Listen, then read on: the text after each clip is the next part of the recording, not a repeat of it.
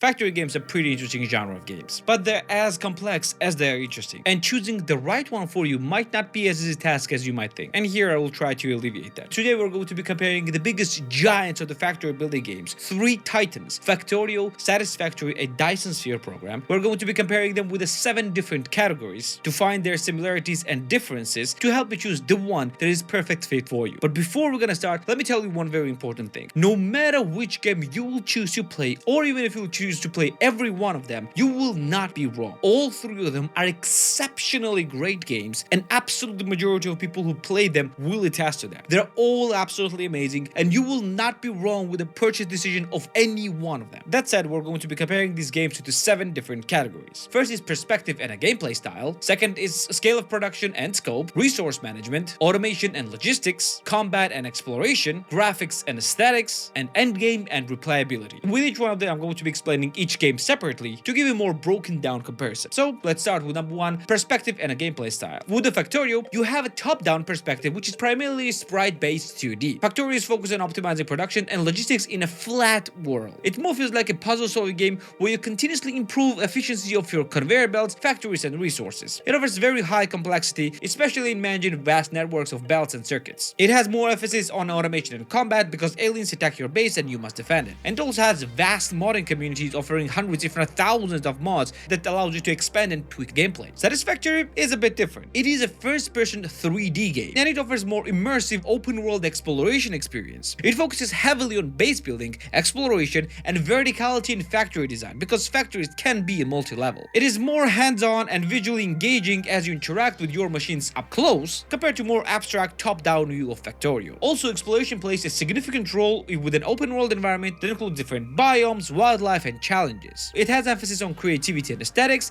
and building feels more of freeform because of 3D perspective. And also a lot of work can go into balancing efficiency with beautiful designs. In Dyson Sphere program, you are in full 3D but playing mainly in top-down and isometric perspective. It has a sci-fi theme where you manage resources on entire planets and solar systems. Goal is actually to create a Dyson Sphere harvesting the energy from a star. The game takes a planetary scale approach, letting you automate and manage entire planets and even travel between them in space. It combines interplanetary logistics, resource management, and assembly line automation, and it balances the logical depth of Factorio with exploration element where you can colonize and harvest multiple planets. Now let's move to the scale of production and scope. With Factorio, scale increases in terms of complexity. You start small but eventually develop vast sprawling factories, managing thousands of conveyor belts, robotic systems, and production lines across large areas. You don't have planet hopping, at least not without mods and Space Age DLC, but the map is essentially infinite, so you can expand indefinitely. It has large-scale automation, resource management, where large-scale automation and resource management is the key focus. In Satisfactory, though you work within a single planet, the scale is still massive due to its 3D nature. Verticality and height-based designs are prominent, adding the extra dimension to your factories. Despite its single-world setting,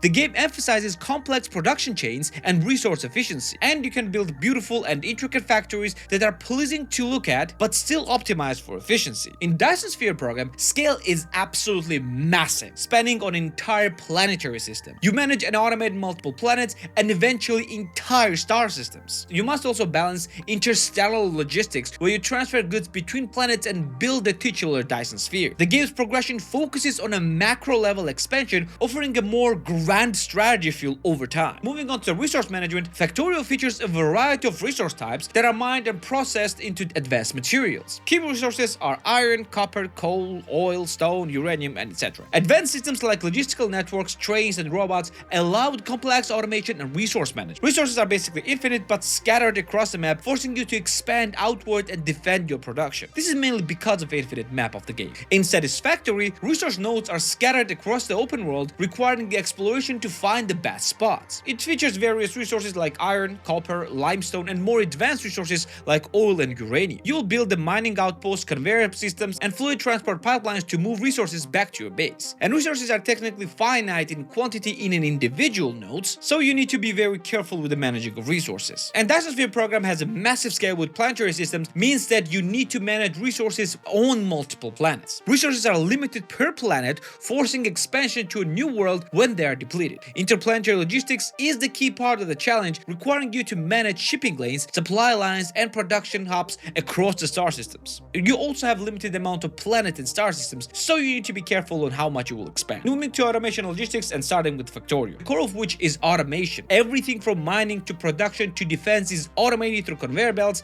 inserters, and robotic systems. Trains are essential for transporting resources across the large distances. Complex logistic networks, for example robots delivering items, massive belt systems, are a core part of a late game optimization, and advanced players often focus on creating mega bases with near perfect efficiency. With Satisfactory, while the game is heavily focused on automation, the hands-on nature of first-person gameplay makes it feel more intimate. Conveyor belts, pipes for the fluids, and drones are transporting goods to help automate the production lines. Transportation methods include trucks, trains, and drones for large-scale automation, but there is more focus on efficient and aesthetic designs. Building compact, organized factories with multiple levels for efficiency is the popular challenge. And with the Dyson Sphere program, automation starts on a planetary scale and grows into interplanetary endeavor. It features planetary logistics systems with drones and conveyors, but also interplanetary transport ships. As you build the Dyson Sphere, automation takes on a solar system-wide scale where you move resources between planets and manage productions on multiple fronts. The game progressively increases the challenge as you move from planetary to galactic logistics. Moving to combat and exploration, Factorio has a combat system where you must defend your factory from alien threats, basically bugs. The combat is relatively simple, but the base defense becomes an important part of the game. Exploration takes the backseat as the focus is more on logistics and production. In Satisfactory, exploration is a big part of the game. The world is handcrafted and filled with different biomes, wildlife, and alien creatures. Combat exists in a form of hostile wildlife that you encounter while exploring, but it's not the main focus. Players spend a lot of time exploring the world and in new resource nodes, wreckage, and other hidden rewards. With Dyson Sphere program, you do have a combat here as well, focusing on a dark fog, which acts in a very similar way, just like in Factorio. Dark fog has a planetary basis which will attack you from time to time depending on how much you'll expand. And they also have a stellar basis, main goal of which is to deploy planetary bases. Dark fog also has an ability to spread its seeds across multiple star systems, basically creating stellar bases. It also features defense systems and a fleet system allowing you to fight dark fog on their turf. Moving on to the graphics and aesthetics, with Factorio, graphics are more functional than aesthetic, with focus on clarity. The 2D graphics are simple but effective, allowing you for easy visibility of complex systems. Modding also allows for graphical enhancements, but the primary focus is on gameplay. Satisfactory offers stunning 3D visuals with a lot of attention to detail in the environments and factories. The game's graphics are immersive, with lush biomes, beautiful landscapes, and highly detailed machines. The big part of the appeal is building visually appealing factories that look as good as they are efficient. With the Dyson Sphere program, game has distinct, colorful sci-fi aesthetic with 3D graphics. Planets, stars, and machines have clean and futuristic design. The scale of Dyson spheres around stars gives you a sense of awe and accomplishment. And moving to the last element, endgame and replayability. In Factorio, endgame involves launching a rocket into space,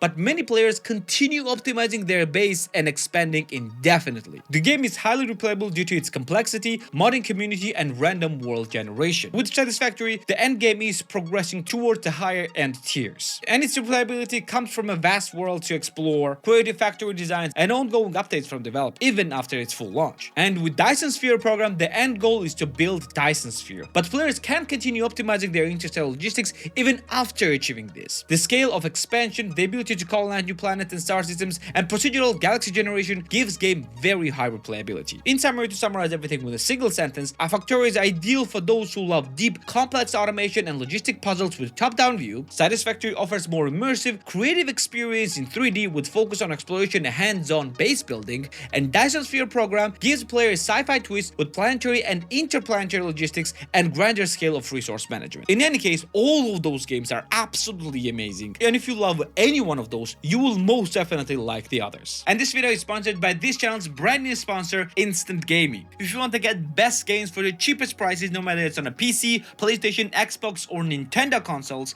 and you don't want to wait for any sales, Instant Gaming is the way to go. And I also partnered with Instant Gaming for epic giveaway of any game of your choice in the description down below. So click the link in the description to take part in there. And also, every purchase that you make on Instant Gaming through my link will help the channel as well. So click the link in the description to get the best games for the best prices. Now back to the video. And if you want to know my thoughts about Factorio, you can watch my video about it right here. And if you want my thoughts about Dyson Sphere program separately, you can watch it right here. And yeah, don't forget to subscribe right here as well. It's me for today, and I'm gonna see you in the next one. Take care.